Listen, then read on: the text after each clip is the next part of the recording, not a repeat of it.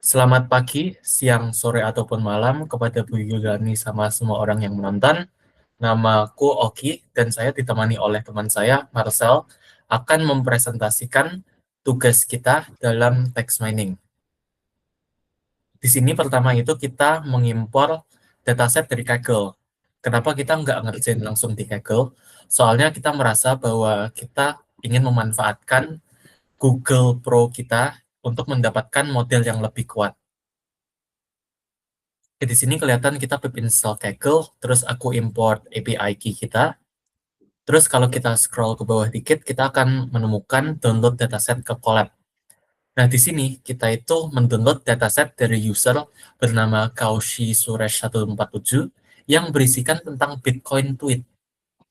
Jadi itu isinya adalah tweet-tweetan tentang Bitcoin atau hashtag Bitcoin gitu dari 2009 sampai 2019.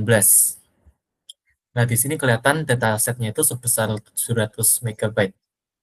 Nah, kenapa kita mengambil dataset dari Twitter dan kenapa kita ingin membahas Bitcoin? Nah, di sini kita ingin menemukan kira-kira topik-topik dominan apa saja yang bisa merepresentasikan diskusi publik mengenai Bitcoin dalam dataset Twitter atau Kaggle gitu.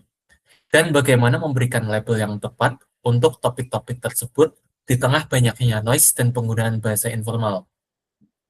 Soalnya kalau kita ngobrol di Twitter itu pasti bahasanya informal dan pasti ada banyak noise seperti iklan-iklan tentang Bitcoin atau apalah. Nah, terus kita juga ingin menemukan topik manakah yang secara konsisten memiliki volume diskusi tinggi atau tweet volume yang tinggi. Dan bagaimana pola kemunculan topik-topik musiman atau event-driven seperti saat terjadinya Bitcoin halving atau perumusan regulasi pemerintah. Regulasi pemerintah itu seperti kayak Trump itu memberikan regulasi barulah atau Bitcoin halving, di mana biasanya itu event besar yang terjadi di dunia Bitcoin setiap 4 tahun sekali. Nah, terus dalam diskusi atau deskripsi dataset ini memiliki total banyak banget tweet. Di sini tulisannya 100.000 lebih, tapi sebenarnya itu kayak miliaran gitu. Datasetnya sebenarnya sebesar 2 giga dan ada 13 kolom. Nah, fitur-fiturnya itu ada banyak seperti username, user location, deskripsi, terus created. Tapi sebenarnya yang bakal kita pakai itu cuma dari teks, dari kolom teks yang berisikan isi tweetnya itu sendiri. Nah, kalau kita scroll ke bawah lagi, di sini kita import-import seperti biasalah. Terus kita masukkan datasetnya itu ke dalam DF. Di sini kita pakai engine Python supaya kayak lebih jelas aja gitu. Terus kita mengisikan 670.000 baris dari tweet-tweetan gitu. Nah, tapi sebenarnya dalam codingan ini kita awalnya mengalami masalah di mana mesinnya itu nggak kuat untuk menampung 670.000 kolom itu. Jadi di sini kita kurangin, jadi kita ngambil sampel 10.000 kolom aja, terus kita acak sampelnya itu apa aja, supaya kita bisa mendapat dataset yang lebih bervariasi gitu. Nah, kalau kita scroll ke bawah, di sini kita install model kita untuk topik modeling. Nah, kita itu sebenarnya melakukan topik modeling. Di sini kita pakai bird topic. Nah, terus di bawah itu kita mengambil tweet-tweetannya doang. Terus ini adalah contoh-contoh dari tweet-tweetannya. Jadi misal di tweet 3 ini ada 7/X by no meaning is this applicable to everyone. Jadi kayak apa isi-isi orang ngomong Twitter biasanya aja lah. Ada hashtag crypto, hashtag Bitcoin, hashtag makro. Terus ada beberapa orang yang promosi Twitternya mereka sendiri dengan memberikan link ke Telegramnya itu. Nah, kalau orang-orang misal ngasih emot-emot gitu atau tweet-tweet Telegram gitu, kan mungkin agak bermasalah. Jadi nanti kita akan cleaning untuk dataset itu. Nah, kalau kita scroll ke bawah lagi, itu di sini kita kayak nyoba nyari missing value di dataset ini. Kira-kira ada nggak missing value-nya? Terus ternyata nggak ada. Terus kita coba cari deskriptif naratif uh, dari dataset ini. di mana ternyata jumlahnya benar 100.000. Terus kira-kira panjang dari tweetnya itu rata-ratanya itu 174 kata. Dengan kata yang paling panjang tuh hampir 1.000 kata, dengan dan kata-kata terpendek itu cuma 13 kata lah. Nah, terus kita scroll ke bawah lagi. Di sini kita melakukan text pre-processing. Nah, di text pre-processingnya itu pertama itu kita ngubah semua huruf ke lowercase atau huruf bawah. Terus kita menghapus URL. Jadi misal orang-orang promosi Telegramnya itu kan kita rasa nggak begitu perlu, nggak begitu penting. Jadi kita hapus aja. Terus orang-orang biasanya promosi email address mereka itu menurut kita juga nggak penting, jadi kita hapus aja. Yang berhubungan sama add apalah, titik apalah. Terus biasanya kalau mention user lain, itu tanda-tanda orang nge-spam. Jadi kayak tolong ramekan postingan orang ini, orang ini. Kita ngerasa itu spam, jadi kita hapus juga. Terus hashtag-hashtagnya itu kita hapus juga. Soalnya kita ngerasa hashtag itu nggak begitu penting. Kita juga hapus special character sama punctuation. Itu berarti kita ngapus seperti tanda seru, terus kita ngapus emot-emot nggak jelas, terus kita remove extra white space. Jadi kalau misal spasinya ketambahan atau kayak banyak enter, kita hapus saja. Terus kita apply, terus kita cek duplicated message-nya. Kalau misal kita lihat outputnya, coba scroll ke bawah dikit. Nah, kalau kita coba lihat outputnya, kita lihat duplicated text-nya itu 965. Di Twitter kok bisa duplicated message-nya itu banyak banget. Soalnya, itu biasanya menandakan sebuah spam. Orang itu mem, promosikan produknya mereka itu seberapa banyak. Jadi kita hapus spam-spamnya itu supaya model kita itu beneran bisa memprediksi topiknya itu apa. Nah, terus kalau kita lihat di sini original via clean tweets. Jadi kalau misal kita lihat original tweet satu, itu kan ada mention add, terus ada I keep 90% of my money in Bitcoin. Terus ada enter I am selling 30% bla bla bla bla. Terus kalau kita lihat di clean text-nya itu mentionnya hilang, at American Hold-nya itu hilang, terus I keep 90, 90-nya itu nggak ada persen of my money in Bitcoin and sell 30 of my FX company just to bla bla bla. Terus di sini kalau misal ibu notice nggak ada enter-enternya juga. Jadi clean tweet beneran udah bersih sama siap untuk digunakan oleh model kita. Terus kalau kita scroll ke bawah lagi. Sekarang kita masuk ke text representation. Di sini kita menggunakan TF-IDF Vectorizer, soalnya kita ngerasa bahwa text representation ini itu paling tepat untuk model bertopik kita. Sebenarnya di bertopik itu udah ada text representation mereka sendiri. Cuma kita udah search internet, kita udah coba dari nyari beberapa info dari banyak website lain, dan ternyata kalau kita tambahin text representation itu boleh-boleh aja sama membuat mesinnya lebih bagus lagi. Jadi di sini kita cuma memilih top 5.000 frekuensi kata dari kata, terus kita ngehirauin kata-kata yang muncul di kurang dari 5 tweet, terus kita ngehirauin kata-kata yang muncul di lebih dari 80% tweet, terus kita ngapusin stop word di bahasa Inggris, sama kita menginclude single word dan dua word phrases. Nah, di sini TF-IDF-nya udah jadi, isinya angka-angka ini di bawah. Terus TF-IDF feature generation itu complete.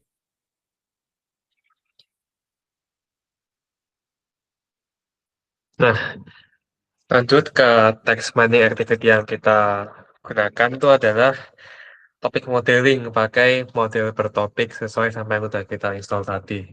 Nah, nanti kita pakai bertopik itu kita paduin sama TF-IDF Vectorizer.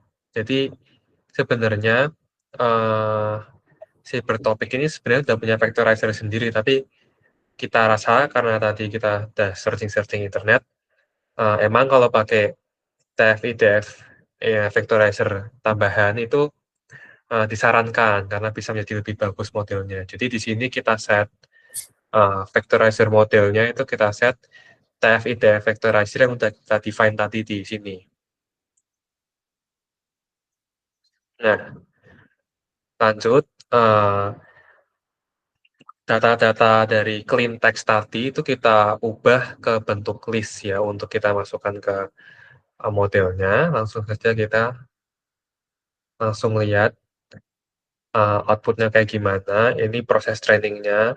Jadi cara kerja bertopik itu pertama dia akan melakukan vektor embedding. Jadi setiap tweet itu dikonversi menjadi vektor numerik.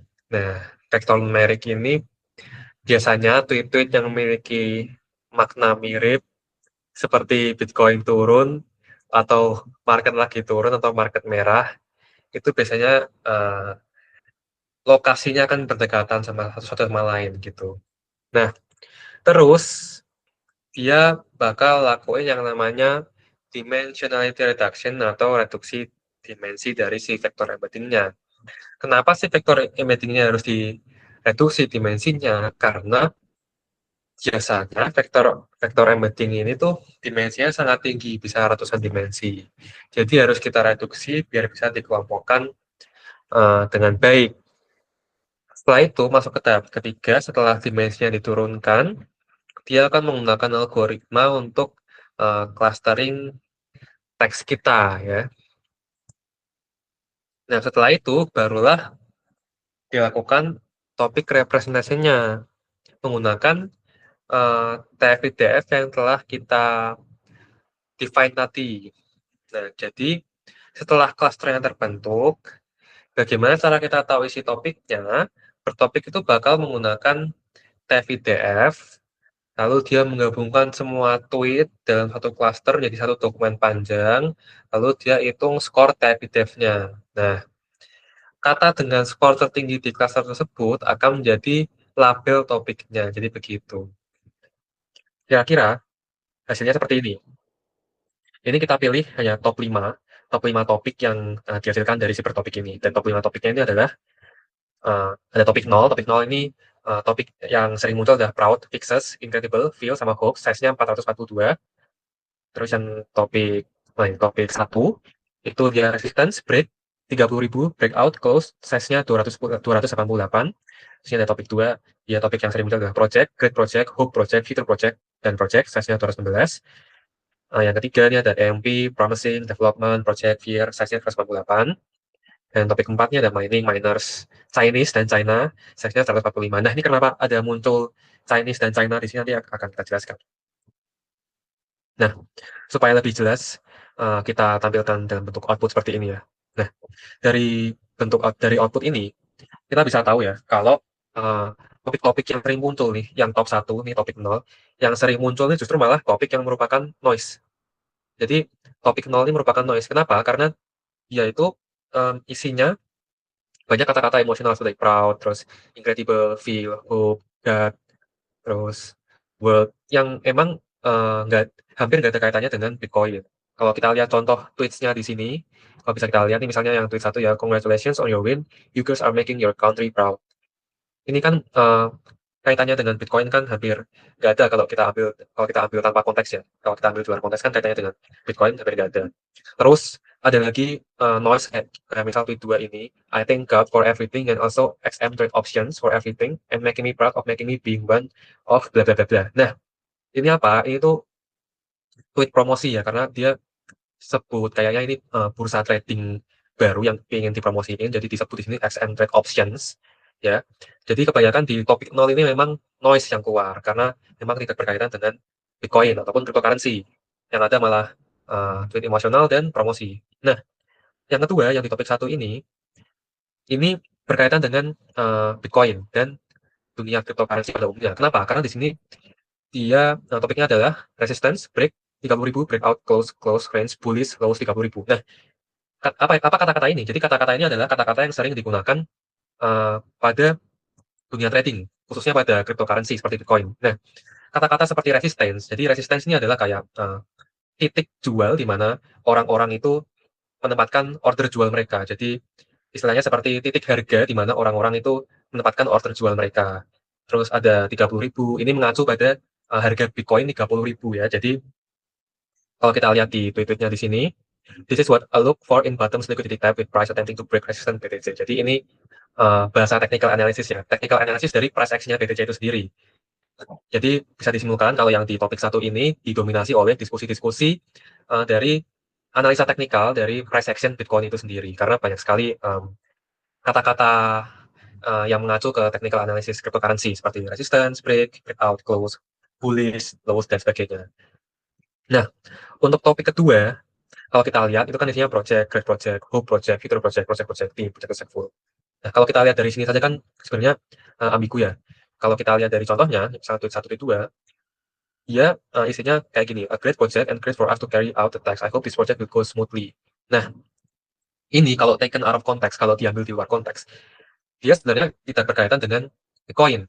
Dan kemungkinan besar tweet-tweet ini itu adalah tweet promosi koin atau promosi airdrop. Jadi di dunia cryptocurrency kalau misal ada project baru atau crypto token baru yang ingin di launching, biasanya mereka untuk meraih popularitas atau meraih pemegang tokennya itu sendiri, salah satu caranya adalah dengan menggunakan airdrop. Jadi istilahnya para developer koin ini akan memberikan sejumlah koin-koin gratis untuk holdernya, untuk penggunanya. Nah, dan biasanya untuk mendapatkan koin-koin gratis ini, para airdrop hunter atau bounty hunter ini biasanya harus menyelesaikan sejumlah tantangan. Misal adalah promosi project dari token tersebut. Misal promosi di Twitter seperti ini, kayak a great project and a great for us to carry out the task. I hope this project will go smoothly. Jadi kayak memuja-muja si tokennya untuk mendapatkan token gratis. Nah, untuk yang topik 3 atau topik keempat ya, ini adalah ada kata-kata baru di sini. Seperti yang saya lihat ada kata-kata EMP. Nah, EMP ini apa sih? Karena tidak ada konteks lain ya, jadi bisa kita asumsikan kalau EMP ini adalah nama dari sebuah token atau sebuah altcoin yang ingin dipromosikan. Jadi ini namanya adalah ini altcoin sealing. Jadi di dunia cryptocurrency memang ada beberapa user-user Twitter yang biasanya suka altcoin sealing atau promosi altcoin baru gitu. Jadi biar mereka bisa mendapatkan attention atau perhatian karena mereka masih kecil market cap-nya gitu. Nah, untuk yang keempat, ini udah mulai menyebut kata-kata yang berkaitan dengan BTC lagi ya. Ada mining, miners, difficulty, Chinese, China, Bitcoin mining, hash, power, rate, miner. Nah, kalau kita lihat contohnya, ini ada the salutation to mining, counters environmental criticism of mining and growth. Terus ada 3 yang mining. Nah, sebenarnya ini tuh apa sih? Jadi kalau di topik keempat ini, dia topiknya lebih ke geopolitik dan fundamental dari Bitcoin itu sendiri. Kenapa? Karena tadi sempat membahas mining. Jadi mining itu adalah salah satu fitur utama yang dipromosikan dari Bitcoin ini. Jadi dia adalah fitur fundamental dari Bitcoin ini. Nah, untuk yang China sebenarnya ini mengacu pada isu geopolitik yang menyangkut Bitcoin karena China sempat ban proses mining pada Bitcoin. Jadi China melarang rakyatnya untuk mining Bitcoin. Nah, kalau dari output tadi bisa kita simpulkan ya, kalau tweetnya itu didominasi oleh noise untuk topik yang pertama atau topik yang nol karena nanti bisa kita lihat ada tweet-tweet yang tidak relevan seperti tweet emosional atau promosi. Terus untuk yang topik kedua atau topik ke-1 itu didominasi oleh analisa teknikal karena seperti tadi ada beberapa term-term teknikal yang mengacu pada analisa teknikal dalam dunia cryptocurrency. Nah, kalau kita bandingkan topik 2 dan topik 4 atau topik ketiga dan topik kelima, itu kita bisa simpulkan kalau lebih banyak dari sampel dari 1.000 sampel tweet yang kita ambil tadi, lebih banyak tweet-tweet yang berisi noise seperti promosi koin lain daripada tweet-tweet yang mendiskusikan fundamental dari Bitcoin itu sendiri ataupun isu-isu politik yang menyangkut Bitcoin itu sendiri gitu. Nah, jadi bisa kita simpulkan kalau 1.000 sampel yang kita ambil dari dataset Bitcoin Twitch ini lebih didominasi oleh noise seperti aktivitas bot, promosi altcoin, dan hashtag hijacking ya. Hashtag hijacking ini memanfaatkan hashtag Bitcoin untuk numpang tenar istilahnya, daripada diskusi yang menyangkut Bitcoin seperti diskusi price action, fundamental, maupun isu geopolitik. Nah, sekian penjelasan dari kami. Terima kasih.